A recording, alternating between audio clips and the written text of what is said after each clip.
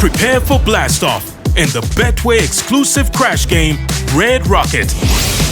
Place your bets, watch the rocket soar, and cash out before it jets into space. The longer you wait, the higher the multiplier climbs, leading to out-of-this-world wins that can reach an astronomical 3 million rand. Bet on Red Rocket and get way more only at Betway. Betway is licensed by the Mpumalanga Economic Regulator. No persons under the age of 18 are permitted to gamble. NRGP Counseling Line 0800 006 008. All events are fixed odds betting games. Good morning, sports fans from South Africa and around the world.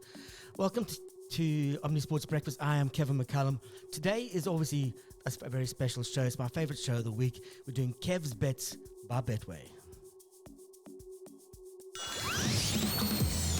Prepare for blast-off in the Betway exclusive crash game, Red Rocket. Place your bets, watch the rocket soar, and cash out before it jets into space. The longer you wait, the higher the multiplier climbs, leading to out-of-this-world wins that can reach an astronomical 3 million rand. Bet on Red Rocket and get way more only at Betway. Betway is licensed by the Mpumalanga Economic Regulator. No persons under the age of 18 are permitted to gamble. NRGP Counseling Line 0800 006 008. All events are fixed odds betting games. Omni Sports Breakfast. Right, here we are back. Kevin's Bets by Betway. Before we do that, we're just going to get into some quick headlines from overnight. The Carabao Cup results from last night. It is a Jesus miracle at Christmas time. Gabriel Jesus got himself an early Christmas present with a 27-minute hat-trick to give Arsenal a 3-2 win in the Carabao Cup quarter-final against Palace last night. It was his first goal for Arsenal in 367 days. Liverpool were pushed all the way by Southampton in their quarter-final, needing goals from Darwin Núñez and Harvey Elliott to go through to the semi-finals with a 2-1 victory. Two first-half goals from Sandro Tonali and another from Fabian Schär saw Newcastle see off an underwhelming Brentford 3-1 at St George's Park. In the Betway Premiership, Mamelodi Sundowns beat Stellenbosch 1-0 at Cape Town Stadium last night, thanks to a goal from former Stelly striker Ikram Reyners. Reyners' second goal in 2 matches ensured new coach Miguel Cardoso has now got back-to-back wins. In cricket, coach Shukri Conrad yesterday announced his 16-player squad for the 2-match test series against Pakistan, which starts at Supersport Park on Boxing Day. Titan Seymour Corbin Bosch has earned his maiden call-up to this test side. The 30-year-old has been in fine form in first-class cricket, boasting an overall tally of 72 wickets at an average of 36.75, with an economy rate of 3.24 across 34 matches. He also averages 40 with the bat. Joining him is uncapped Lions seamer Kwena Mapaka, who was part of the squad for the second test against Sri Lanka. Lions all-rounder Vian Mulder has also been included in the squad as he completes the final phase of recovery from a fractured right middle finger. That kept him out the squad for the test against Sri Lanka. Warriors batcher Matthew Breske will be released from the squad if Vian Mulder is fit. F1, as expected, F1 announced yesterday that Mexican driver Sergio Perez has departed the Formula One team after just 4 seasons. Perez, who was 34, joined Red Bull in 2021, helped the team earn 2 constructors' titles and completed a driver's standing 1-2 with 4-time world champion teammate Max Verstappen in 2023. And booze. Man, football fans going to 2023. The Guardian has released an exclusive saying football fans will be banned from drinking alcohol in stadiums at the 2034 World Cup. This is after last week's controversial award of the tournament to Saudi Arabia. FIFA has not addressed the alcohol issue publicly, but senior sources have told The Guardian there's no question of beer being sold at matches. Unlike in many other Muslim countries, alcohol sales remain prohibited even in luxury hotels in Saudi Arabia. Alcohol was first banned in the country by King Ibn Saud in 1952. Since January, only one shop in Riyadh has been selling alcohol. But speaking of beer, let's see if we can win you some beer money with Kev's Bets by Betway. We also have some bets from OG Malefi, a Supersport presenter, golfer, and benefactor. He was going to join us on the show, but Kate Zemba gets in the way of everybody this week. I don't know if he's at a party last night, but we had a long chat about it. But his bets are probably going to make you more money than mine. He's a clever man, knows the sport backwards. But let's start with a big success story. Kevin Fine, the man behind Omni Audio, sent us one of his bets last night. And he focused on outright wins. I can't go wrong myself. It's 10 Rand. I took the bet. And the bet was thus: that Real Madrid to win, Mamelodi Sundowns to win, Arsenal to win, to beat Palace, Newcastle to beat Brentford, Liverpool to beat Southampton. For 10 Rand, 89 Rand. Thank you very much, Kevin Fine. Easy money, easy way to start the weekend.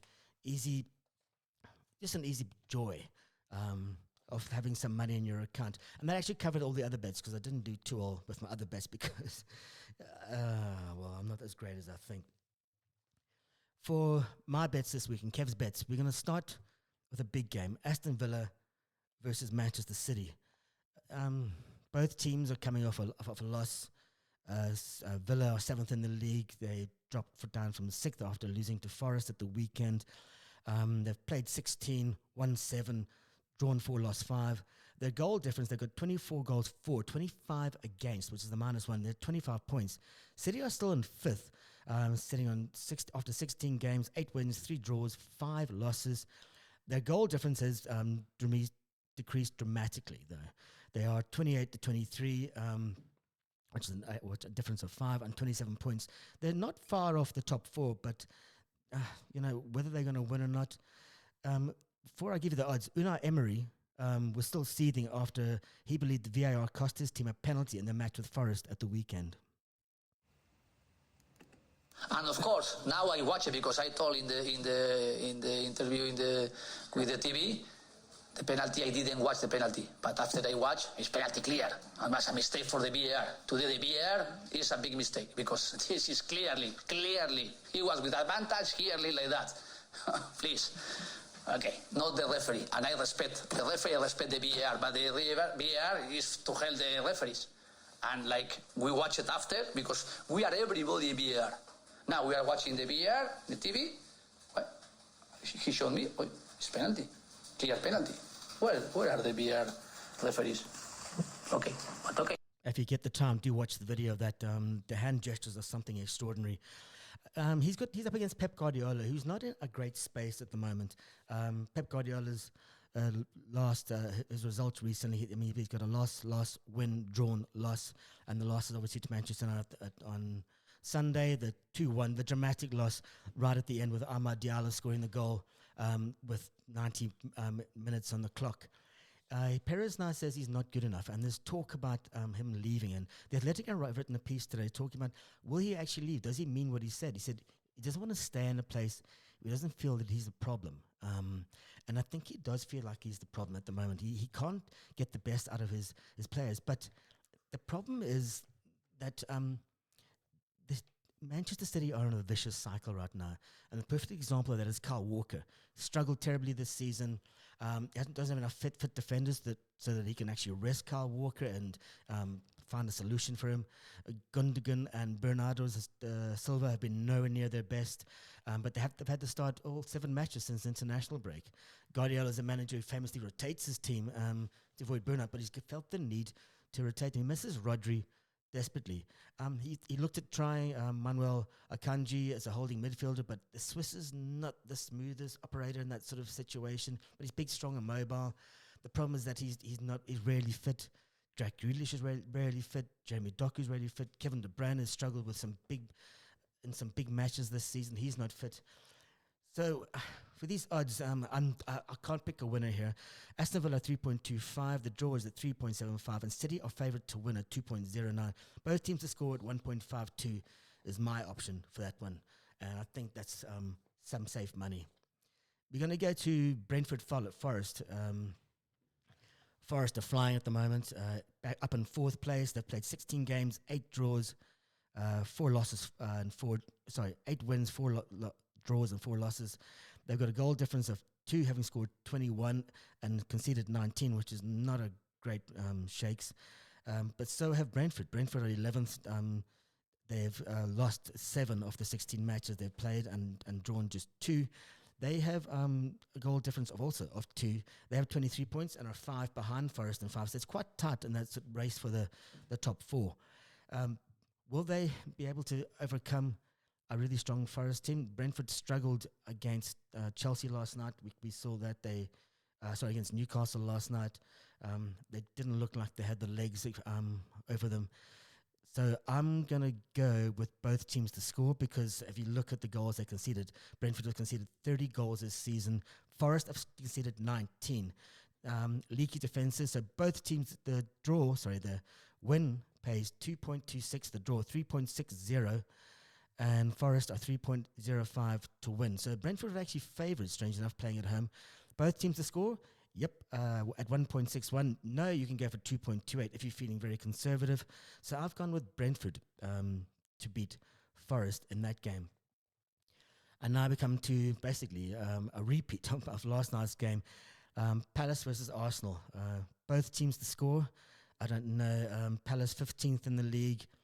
Form is up and down. They looked really, really good last night. Pushed Arsenal all the way. They're down in 15th, as I've said. They have scored 17 goals, but have conceded 21. So they've got a goal difference of -4. They've lost 6 of the 16 games they played. They're down to 16 points. Arsenal currently third, having lost just 2 of the 16 games they've played this season in the league. Their goal difference is 14. They've scored 29 and conceded just 15, which is pretty damn good. They've got 34 points. Their last 5 games for Palace is draw, win. And for Arsenal, as win, draw. And those 2 draws, the last one was against Everton, which was impossibly frustrating.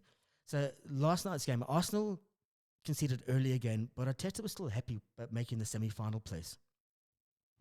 We're in the semi-final. The game started in a way that we certainly didn't want to, with a very simple goal, and then the team had to react, and I think he did in a great way. Showed a lot of character, so much desire to turn things around. And even though in the first half we lacked some threat, we created 2-3 big chances, the end score, and with a few adjustments in the second half, we got grip of the game again, and we looked a threat.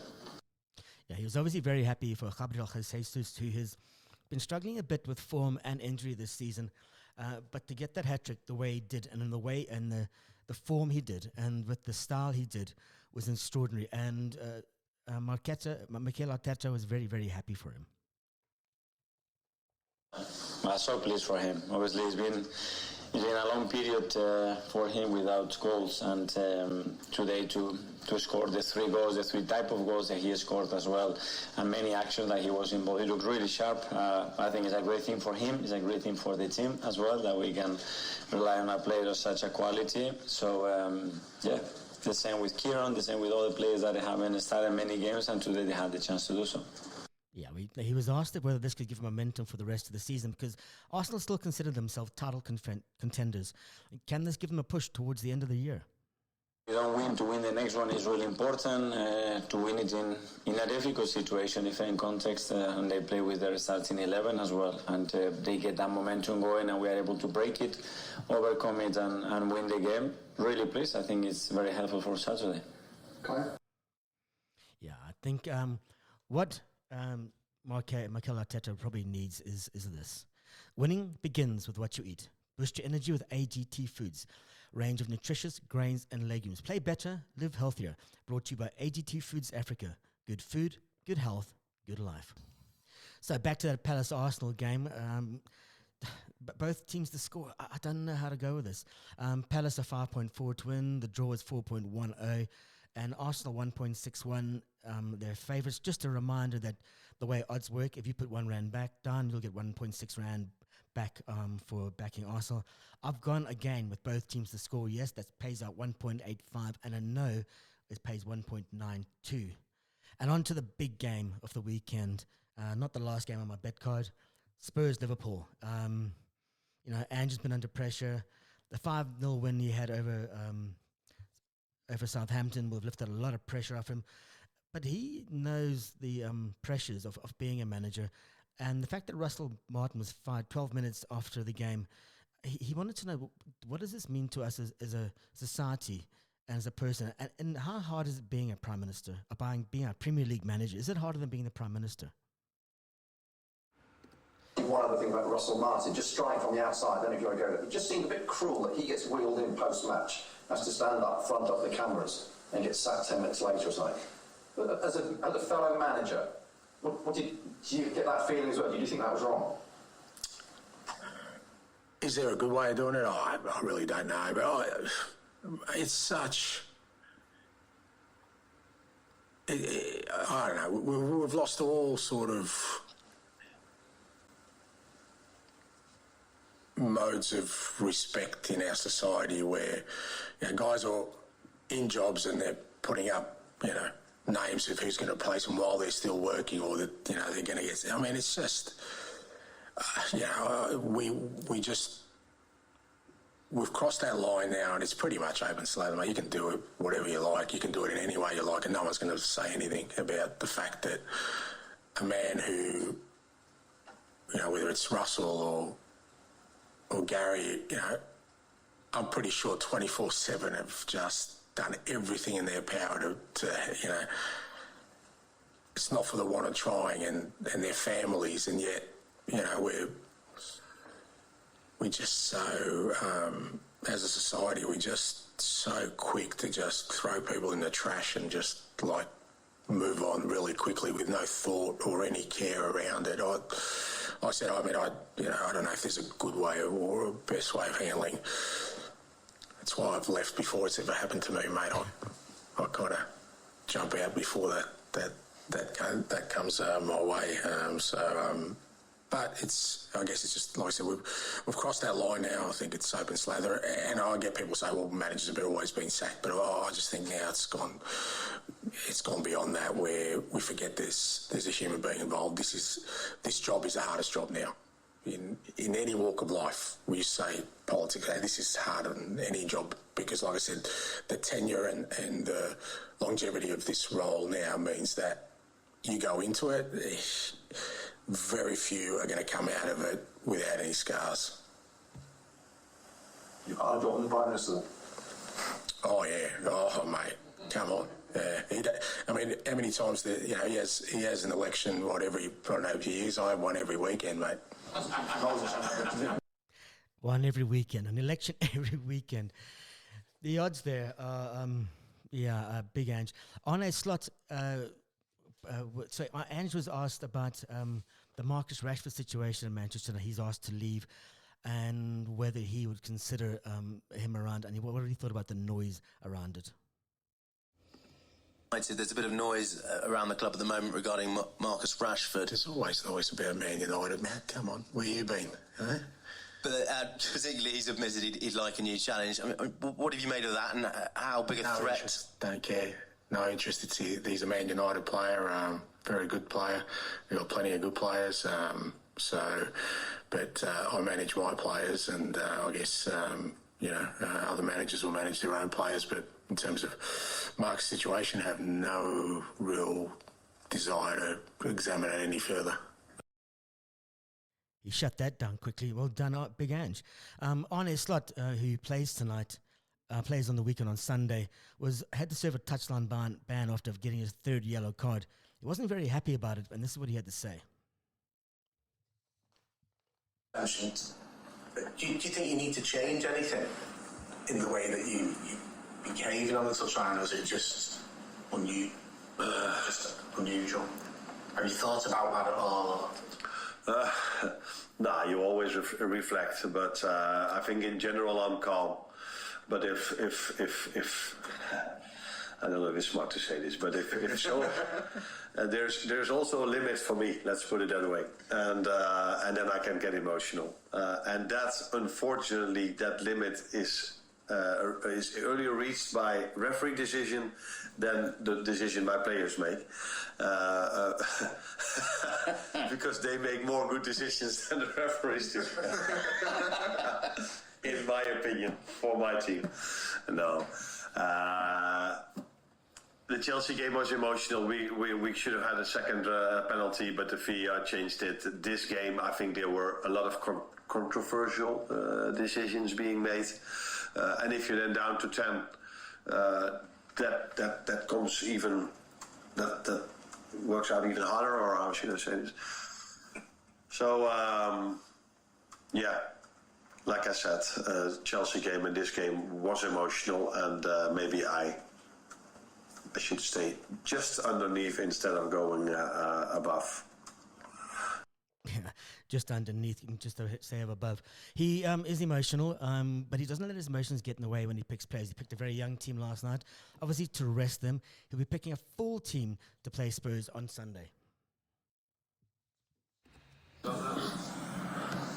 It would be normal if I play with all the regular starters that we have a better team than we had tonight. Otherwise, I make every week the wrong decision. So, which is maybe a possibility, but we also trust these players because we know how much quality they have. So that's the first reason to play these players, that we have a lot of confidence in them as well. Second of all, it's not about a result on Sunday. It's more for the long-term fitness of the players that we made the decision that the ones that played so many minutes, to give them a bit of rest during this week, because the schedule is going to be intense again in the upcoming weeks. And for the ones that have played a lot, only 45 or 60 minutes, and the ones that haven't played a lot play 90. So that's why what we did, and good for us that it was enough to win it. It was just enough to win it. Just a reminder of where those teams stand in the league. Liverpool are first, having played a game less than most other teams, apart from Everton. They've got one loss from their 15 games. Their goal difference, they've scored 31 goals and let in just 13. They lead by 36 points. Spurs are down in 10th, having lost 7 of their 16 games this season. But they score goals. They've scored 36 goals, probably helped by that 5-0 win over Southampton. They're on 23 points, down in 10th. Their last 5 games, win, draw, loss, win. Liverpool's last 5 games, win, draw. At Betway, you can get Spurs to win 4.2. The draw is also 4.2. And Liverpool to win 1.74, which I've gone for. Also, both teams to score, yes, at 1.34, which I think could be another safe bet. But I've gone for Liverpool 1.74. Going with my heart, which is always a mistake. And my last bet of my 5 is Bayern Munich versus RB Leipzig. Bayern Munich are first in the league. They fly at the moment. 14 games played. They've lost just 1, just like Liverpool. They've drawn 3. Their goal difference, they've scored an amazing 42 goals. Harry Kane is really stepping up for them. They've conceded just 12. They lead the league by 33 points. Leipzig are 4th, having lost 3 games this season. They're on 27 points, so just 6 behind. They've scored a lot of goals as well. There's 24, but they do concede goals. They've conceded 20 goals this season, a goal difference of 14. Their last 5 games for Leipzig is drawn, loss, win, and Bayern Munich has been win, draw, win, loss. The odds there from Betway are 1.32 for the win for Bayern Munich, 6-1 for the draw, 8-1 for Leipzig. I've gone with Bayern Munich to win 1.32. It's a safe enough bet. You can get both teams to score at 1.62, and my bet for 10 Rand, your potential return will be 90.49 Rand, but the win boost on Betway is 9.05, so 99 Rand and 54 cents. So that's 10 Rand will get you 99 Rand and 54 cents. And if you want to copy my bet, please do. My bet code is X887F7B57. That'll be up on the YouTube channel and on all social media later. X887F7B57. Right, now over to OG Malefe's what do you call predictions and guess, but they look a lot better than mine, and his return is a lot better.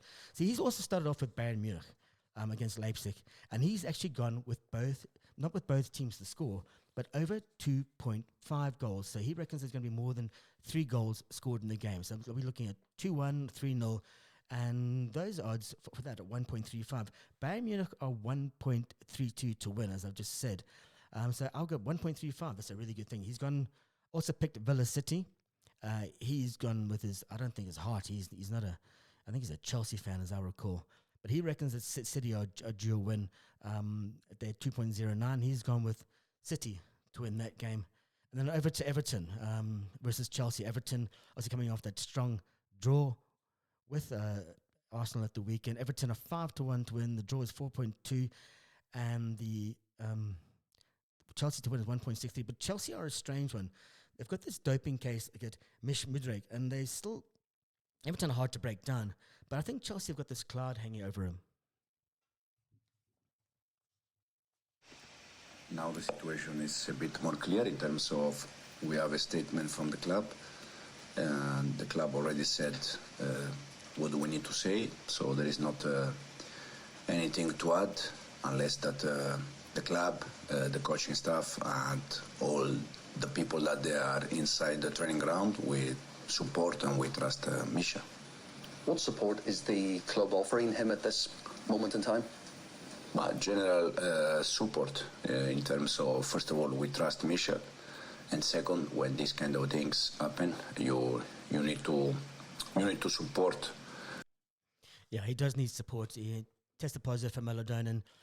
We were going to be doing a deep dive into doping in sport on the Premier Football Show in the next couple of days. Do tune in for that. So Everton 16th in the league. Chelsea obviously second on 34 points. They've scored 37. Chelsea Everton have scored just 14 and have conceded 21. He's gone with Chelsea to win 1.63. Spurs Liverpool, he's gone with a clever option. Well done, OG, at 1.74 for Liverpool to win, just like me. And then he's opted the Barcelona Atletico game, and this is first against second in La Liga. Barca have scored amazing 50 goals in 18 games, conceded just 20. Atletico have scored 31, conceded 11. They both teams on 38 points. Barca's last 5 games have been draw, loss, win, draw, loss. Atletico have won their last 5 games on the trot. He has gone with both teams to score at 1.56. And his odds for those, and I've taken this bet myself, 10 Rand will get you 124 Rand. The win boost from Betway is 12 Rand and 48 cents. The total Betway returns 137 Rand and 32 cents. If you want to copy his bet, use this booking code as X887D52DC. And this will be up on YouTube and all social media from Omni Audio later. So again, X887D5D52DC. Let me do it again. X887D52DC. Well, that's a show. That's the bets. Can I make you some money this weekend? Can I get you some beer money? Can I get you some Christmas money? Let's see. That was Kev's Bets by Betway. We'll speak to you next week. Prepare for blast off in the Betway exclusive crash game, Red Rocket. Place your bets, watch the rocket soar, and cash out before it jets into space. The longer you wait, the higher the multiplier climbs, leading to out-of-this-world wins that can reach an astronomical 3 million Rand. Bet on Red Rocket and get way more only at Betway. Betway is licensed by the Mpumalanga Economic Regulator. No persons under the age of 18 are permitted to gamble. NRGP counseling line 0800 006 008. All events are fixed odds betting games.